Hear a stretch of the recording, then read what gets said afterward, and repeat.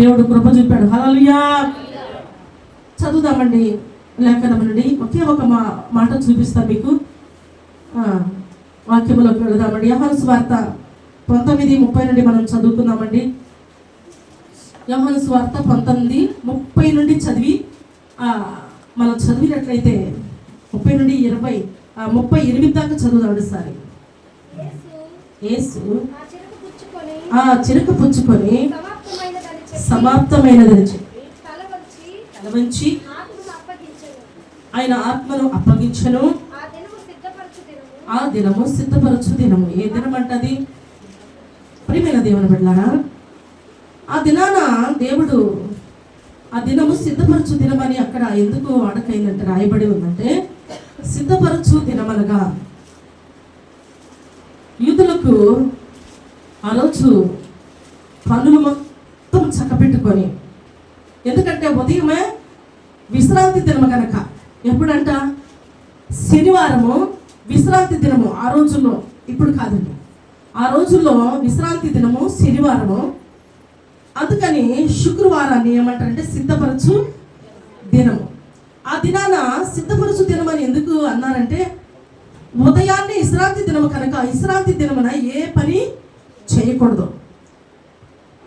ఇంట్లో ఏదన్నా పశువులు ఉన్నా వాటికి గడ్డి కోసుకురాకూడదు, అవి ఉపవాసం ఉండాలి. ఇక ఏ పని మనిషి ముట్టుకోవడానికి వీల్లేదు. ప్రభు పాద సన్నిధిలో ఆరాధన మాత్రమే చేయాలి. ఎందుకంటే మానవుడు విశ్రాంతి దొరికితే ఖాళీగా ఉంటారండి.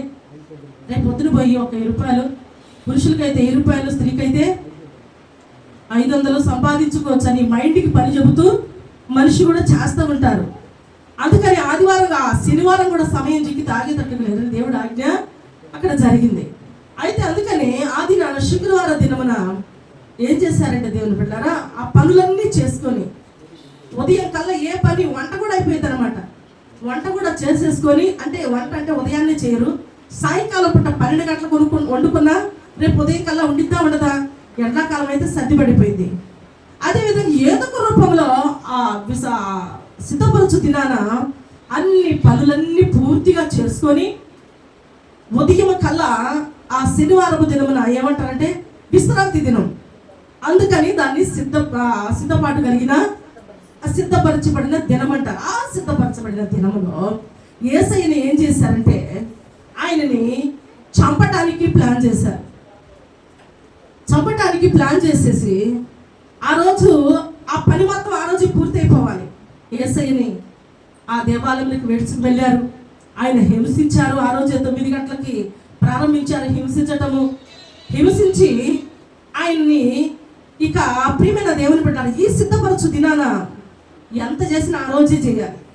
ఆయన చంపటం కానీ, ఆయన్ని కొట్టడం కానీ, హింసించటం కానీ ఆ రోజే చెయ్యాలి. కనుక ఇలా హడావుడి యూదులు ఏం చేశారంటే దేవుని పెట్టాలి, యేసయ్యని ఆ కపాలమనబడిన స్థలమునకు తీసుకువెళుతూ ఉన్నారు. చదువుదామండి.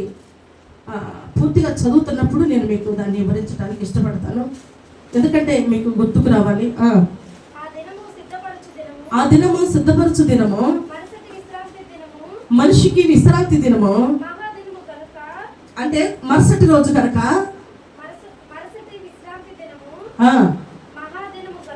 మహాదినము కనుక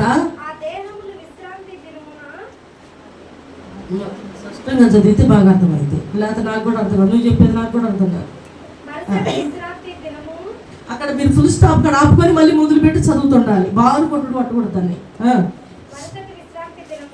మరుసటి విశ్రాంతి దినము, మహాదినము కనుక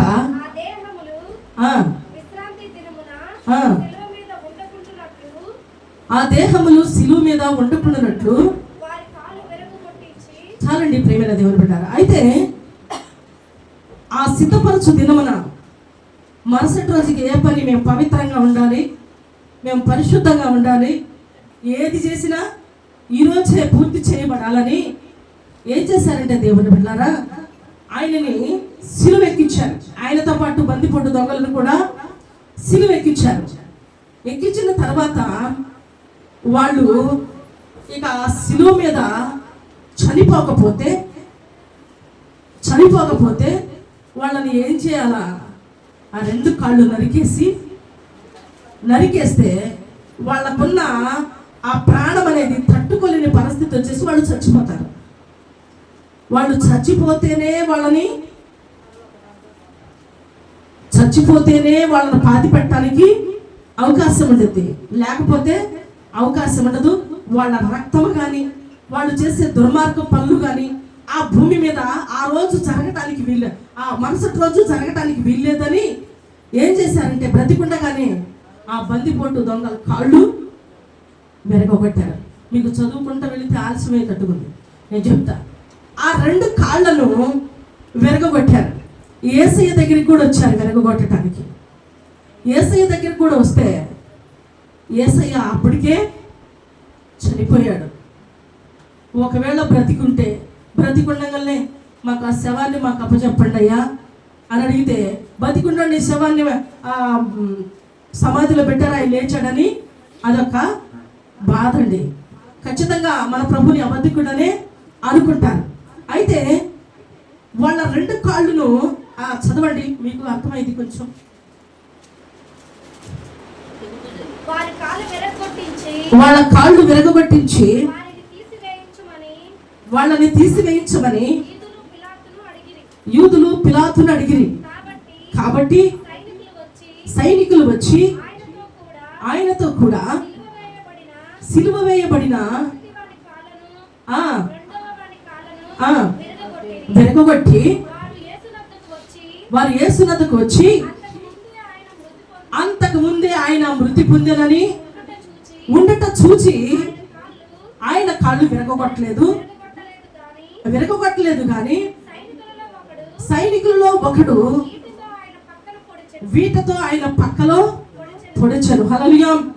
వీటతో పక్కలో పొడిచిన మరుక్షణమే దేవుని బిడ్డలారా, పవిత్రంగా చేసుకొని రేపొద్దునే విశ్రాంతి తీసుకున్నామన్న యూదుల ప్లేస్ అంతా కూడా పవిత్రమైన స్థలం అంతా కూడా అని వాళ్ళు భ్రమపడుతుంటే, ఆల్రెడీ అపవిత్రత వాళ్ళ చేతులు ఖచ్చితంగా యేసుని విడిచికి వెళ్ళినప్పుడు, కొట్టినప్పుడు, ఆయనని నానా మాటలు అన్నప్పుడే అపవిత్రం అయిపోయారు.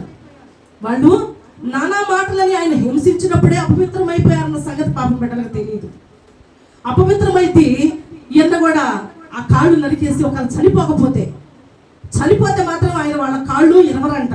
చనిపోకపోతేనే శిలువ మీద వాళ్ళ ఆచారం ఏంటంటే దేవుని బిడ్డలారా, దొంగలకు పాపులకు వాళ్ళు విధించే శిక్ష ఏంటంటే వాళ్ళని బ్రతికుండగానే సిలువకేయటము, వాళ్ళని హింసించటము, చంపటం. ఎలాగా?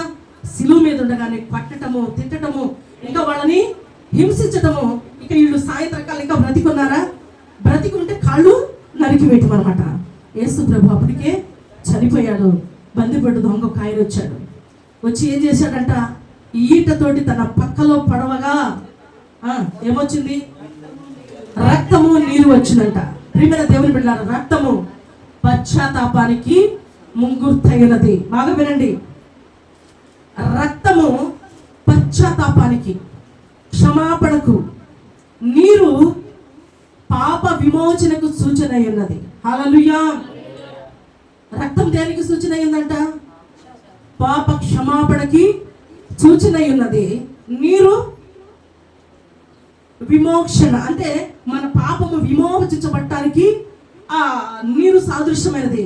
ఆ రక్తము, ఆ నీరు ఎప్పుడైతే భూమి మీద పడదో భూమి మీదకి పాప క్షమాపణ వచ్చేసింది. హల్లెలూయా. ఆయన రక్తము, ఆయన పొడిచిన మరుక్షణమే ఆ రక్తము, ఆ నీరు ఎప్పుడైతే ఆ భూమి మీద వలికిందో అప్పుడుగా అపవిత్రముగా ఉన్నది. అప్పుడు దాకా దొంగలుగా మార్చబడిన ప్రదేశం అంతా, అప్పుడు దాకా ప్రభుని హింసించిన ప్రదేశం అంతా, అప్పుడు దాకా పాపము చేత అపరాధముల చేత ఆ ప్రదేశం అంతా పాడైపోయిన ప్రదేశం అంతా, ఇక క్షమాపణే లేదనుకున్న ప్రదేశం అంతా, ఇక విమోచనే లేదనుకున్న ప్రదేశం అంతా ఏం మారిందంట? క్షమాపణ, విమోచన ఆ స్థలానికి, భూమి మీద ప్రతి మానవానికి దొరికింది. హల్లెలూయా. అయితే ప్రియమైన దేవుని బిడ్డలారా, ఆ బందిపోటు దొంగ ఎవరైతే ఆయన్ని పొడిచారో ఆ పొడిచడానికి మీరు బాగా చూసి ఉంటారు. ఈ కన్ను కాయ కన్ను అంటే కనిపించదు. యేసయ్యను ఎప్పుడైతే పొడిచాడో ఆ రక్తం వచ్చి ఆయన కళ్ళలో పడిపోయిందట. కళ్ళలో పడిపోయిన మరుక్షణం ఆయన కళ్ళు తెరవబడిపోయినాయి. ఈయనే నిజమైన రక్షకుడు, ఈయన చెబుతున్నా ఎవరు వినలేదు ఈయన నిజమైన దేవుడని ఆయన గుర్తించడానికి దేవుడు కృప చూపాడు. హల్లెలూయా. ప్రియమైన దేవుని బిడ్డ, చదువుదామండి, ముందు భాగంలోకి వెళదాం. అందరు బైబిల్ ఉన్న చూడండి. వెంటనే రక్తమును నీళ్లును కారెను, ఇది చూచిన వాడు సాక్ష్యం ఇచ్చుచున్నాడు, అతని సాక్ష్యము సత్యమే, మీరు నమ్మునట్లు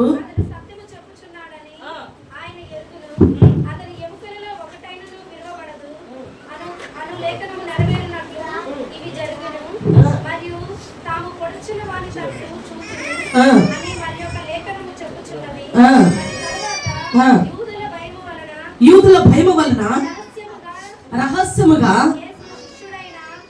యేసు శిష్యుడైన హరిమత్తయి యోసేపు,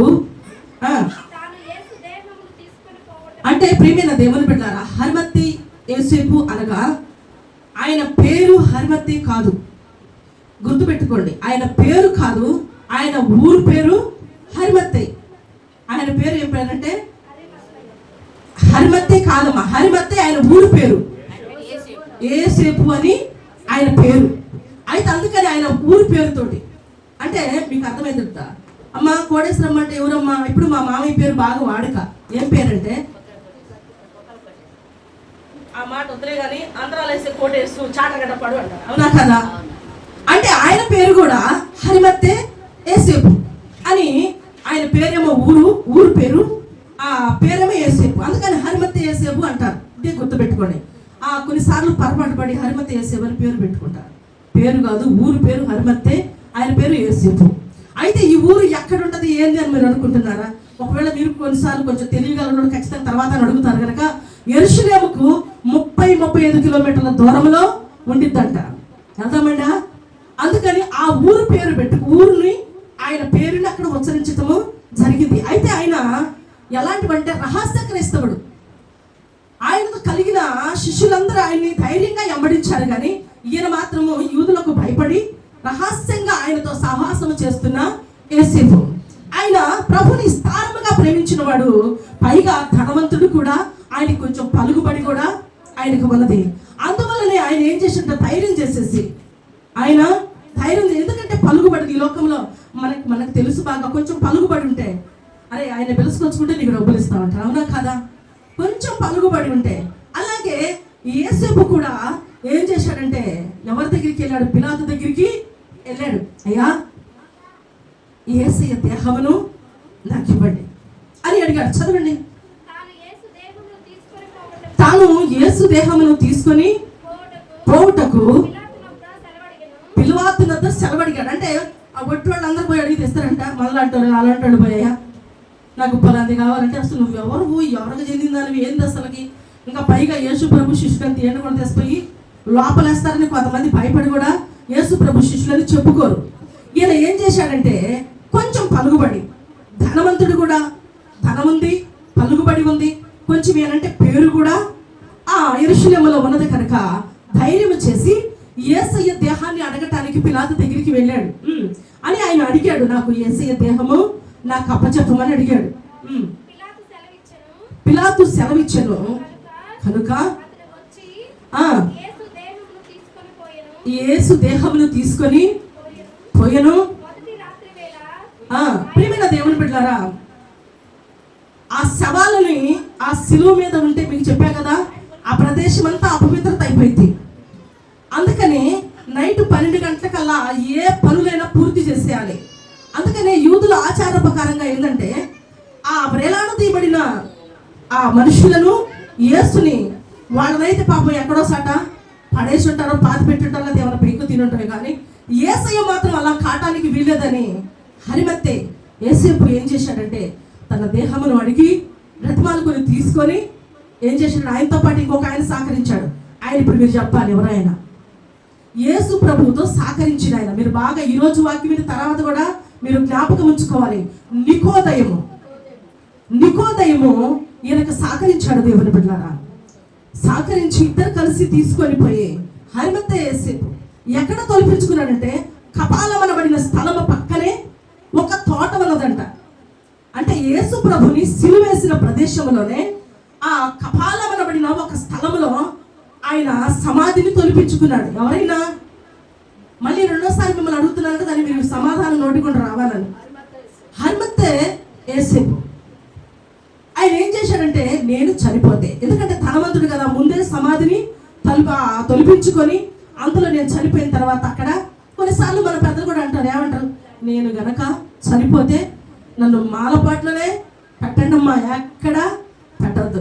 ఎవరంటారు తెలుసా, నాన్న నేను గనక చనిపోతే అమ్మ గుళకమ్మ పక్కన పెట్టద్దు, నన్ను మాత్రము అక్కడికే తీసుకెళ్ళండి మాలపడి. ఎందుకు ఆ మాట అన్నాడంటే, రేపు ప్రభు వచ్చినప్పుడు అమ్మ సమాధులు తెరవబడితే నా శవం కూడా కొట్టుకుపోతే నేను ఎక్కడ చేయాలి అంటాడు.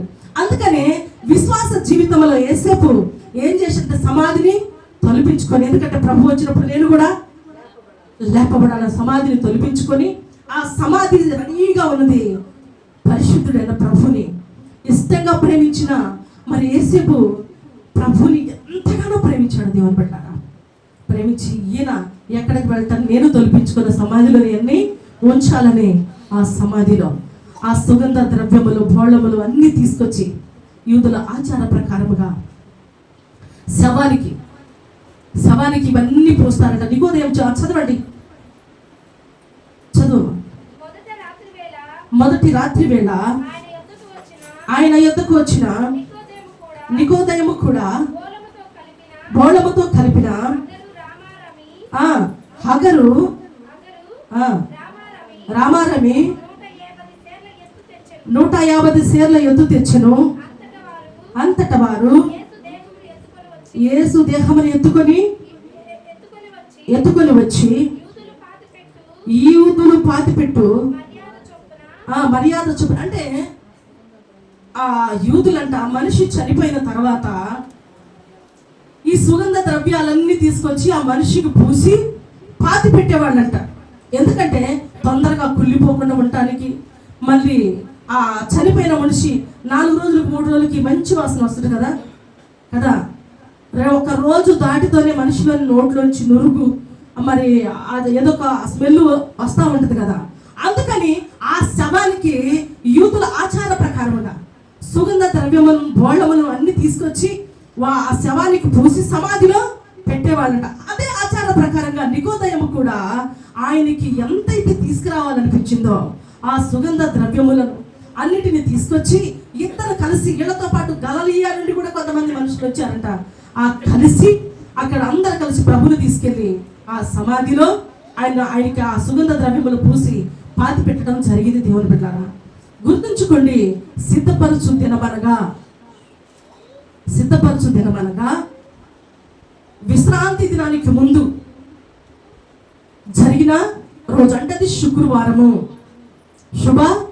అంటే ఇప్పుడు శుభ శుక్రవారం అయింది, అప్పుడు మాత్రము సిద్ధపరచు దినం అంటారు.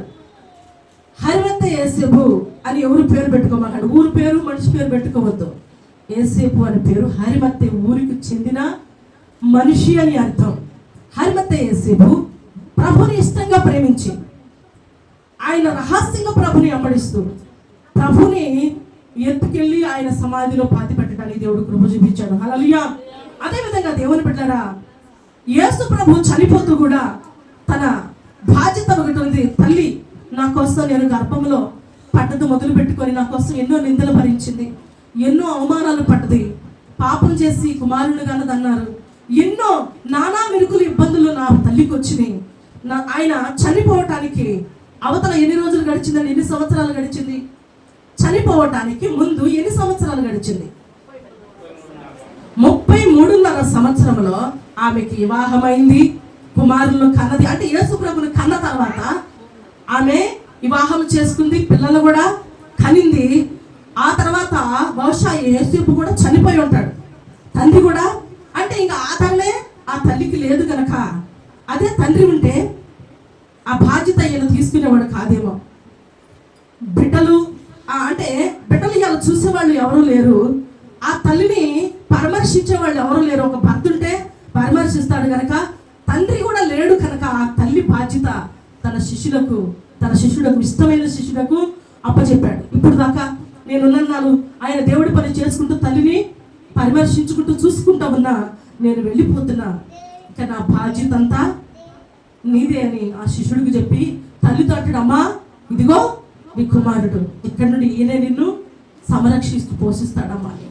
ప్రియమైన దేవుని బిడ్డ, క్రీస్తు మన కోసం మరణించాడనే మాత్రమే మీరు అనుకోవద్దు. ఆయన మరణించాడు. మరణించిన దేవుని అనుసరిస్తూ మనం నడుచుకోవాలి. ఆయన ఏం చేశాడు? శ్రమలు పడ్డాడు, నిందించబడ్డాడు. మళ్ళీ ఇంకా ఎవరిని బదులు దూషించలేదు, దూషించబడి కొట్టబడి ఎవరిని బదులు కొట్టలేదు.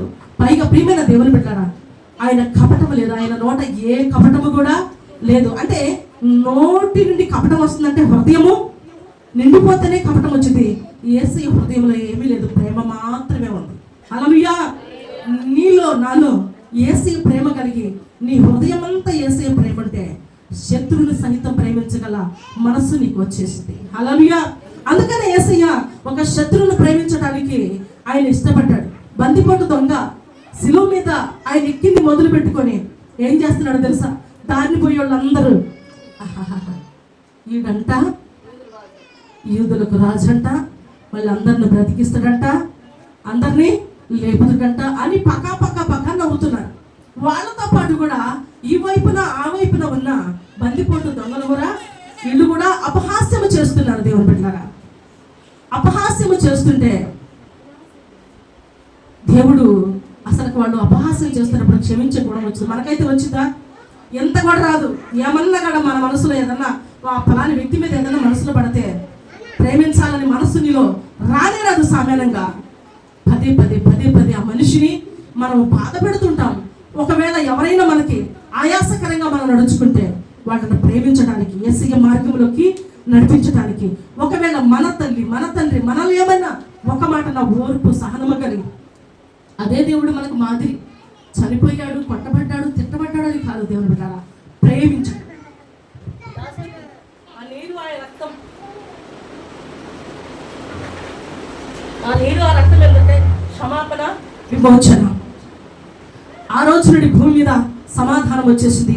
క్షమాపణ, ముందు క్షమించే గుణం అంట. యేసు ప్రభు, అయ్యా నువ్వు ఇష్టమై నన్ను కొడుతున్నావు, నేను ఇలా కొట్టబట్టము చంపబట్టం నీకు ఇష్టమైంది కనుక వీళ్ళు దూషిస్తున్నారయ్యా, వీళ్ళని క్షమించు. తెలియదు ప్రభు, వీళ్ళకి నీకు ఇష్టమైందని తెలియదు, వీళ్ళు దూషిస్తున్నారు, క్షమించమన్నాడు. ఎప్పుడైతే నువ్వు క్షమిస్తావో అప్పుడు నీ పాపములు నా పాపములు క్షమించబడతాయి. నువ్వు క్షమించకపోతే నీ పాపములు అలాగే ఉండిపోతాయి. మనలో ఎవరైనా నీతిమంతులు పాపము లేని వాళ్ళు ఎవరైనా ఉన్నారా? ప్రతి ఒక్కరు నా కాడి నుంచి మొదలు పెట్టుకొని అందరము పాపం చేసిన వాళ్ళమే. అవునా కదా? దేవుడు మనల్ని భరించాడు, మనము కూడా అనేకులను భరించవలసి ఉంటుంది. హల్లెలూయా. మనము కూడా దూషించు వారి ఎదుట ఖచ్చితంగా మనం దూషణ పాలవ్వాల్సి ఉంటుంది. నువ్వు ప్రభుని నమ్ముకున్న తర్వాత నేను అవమానించిన వారి దగ్గర ఖచ్చితంగా నువ్వు అవమానాలు పొందుకోవాల్సి ఉంటుంది. ఆ యేసయ్య నడుచుకున్న బాటలో మనం నడుస్తూ మొదలుపెట్టినప్పుడు నిందలు, అవమానాలు, శోధనలు, కష్టాలు, నష్టాలు ఎన్నో మనల్ని వెంబడిస్తాయి. అన్నిటిలో ఓపికతోటి, సహనముతోటి మనం నడుచుకుంటూ వెళ్ళిపోవాలి. తిట్టిన వారిని ఒక మాట తిప్పితే గబా 4 మాటలు అనేయటం కాదు కదా దేవుని బిడ్డారా. అయ్యా వాళ్ళు ఏమంటున్నారో తెలీదు. అదేవిధంగా దేవుని బిడ్డారా, ఫస్ట్ ఆయన నేను పాపిని గుర్తిస్తే క్షమాపణ దొరికింది. రెండోవాడు ఆయన ఏం చేశాడు? యామోలే పానీలే, ఈడుతో పాటు వాడిని కూడా తీసుకెళ్ళచ్చు కదా, వాడు దొంగే ఈడు దొంగే, కొంచెం ఈడు కూడా కొంచెం ఎట్లా క్షమించేసి తీసుకొని పోవచ్చు కదా అని డౌట్ వచ్చింది. అవునా కదా? అంటే వాళ్ళిద్దరిలో ఏం జరిగింది? అక్కడ ఈయన పాపిని గుర్తించాడు. మొదటి దొంగ ఏం చేశాడు?